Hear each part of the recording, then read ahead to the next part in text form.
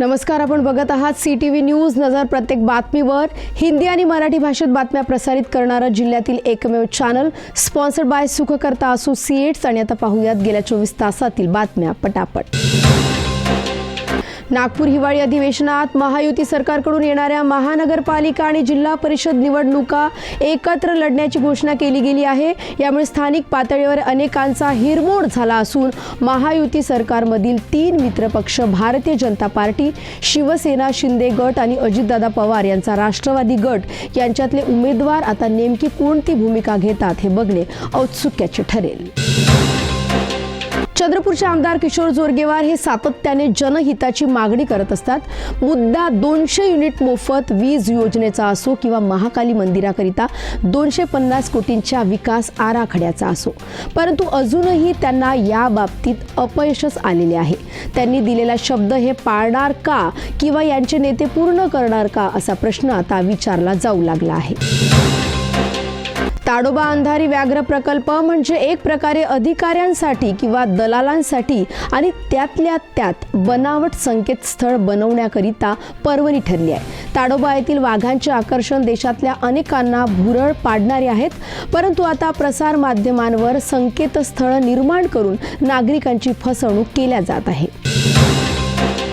शासकीय निधी वाटपात असमतोल असून विदर्भातील जनतेचा विश्वासघात करू नका अशी जाहीर टीका भारतीय जनता पार्टीचे ज्येष्ठ नेते आणि माजी अर्थमंत्री आमदार सुधीर मुनगंटीवार यांनी विधानसभेत राज्य सरकारवरच केली आहे.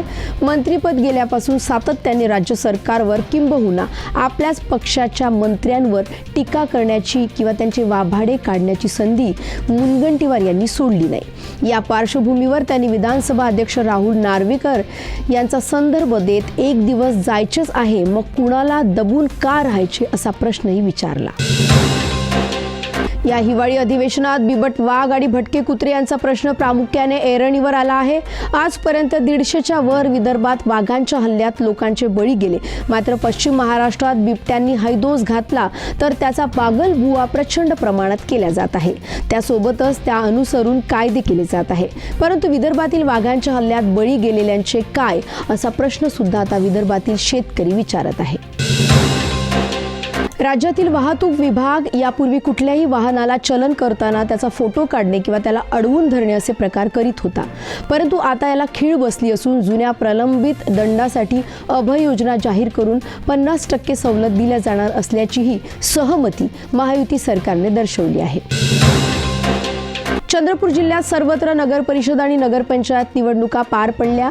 काही अपवाद वगळता जवळपास सर्वच नगर परिषदांमध्ये मतदान झाले, परंतु त्यांचे निर्णय 21 डिसेंबरला होणार असल्याने ज्या ठिकाणी EVM मशीन ठेवल्या आहेत त्या ठिकाणी सर्व सुविधा पुरवल्या गेल्या पाहिजे अशी मागणी राजुऱ्याचे माजी आमदार सुभाष धोटे यांनी केली आहे.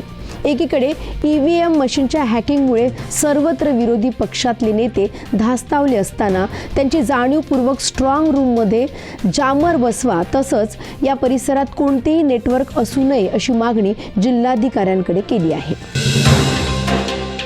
नागपूर शहरात हिवाळी अधिवेशन असल्यामुळे नेत्यांवर पायघडी पसरवणाऱ्यांनी त्यांचे स्वागत फलक रस्त्याच्या दुतर्फा आणि जागोजागी लावले होते.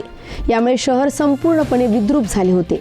यावर उच्च न्यायालयाने चाप लावला असून असे अनधिकृत फलक काढण्याचा आदेश निर्गमित केला.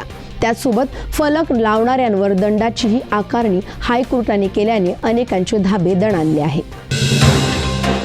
कंपनीत खाजगीकरणामुळे नागरिकांना प्रचंड यातना सोसाव्या लागत आहेत. अनेकांच्या घरी केवळ एक बल्ब आणि एक पंखा असून सुद्धा त्यांना महिन्याचे बिल 2 ते 2.5 हजाराच्या वर येऊ लागले आहेत. स्मार्ट मीटरच्या नावाखाली वीज धारकांची अक्षरशः लूट राज्य सरकारने सुरू केली आहे. या बाबतीत CTVकडे प्रचंड तक्रारी जमा झाल्या असून महावितरण मात्र राज्य शासनाकडे बोट दाखवून स्वतःची कातडी वाचवत आहे. तर या होत्या आजच्या बातम्या पटापट. लवकरच भेटूया पुन्हा काही नव्या बातम्यांसह. तोपर्यंत अशाच बातम्यांचे अपडेट घेण्यासाठी बघत रहा CTV न्यूज. नजर प्रत्येक बातमीवर. नमस्कार.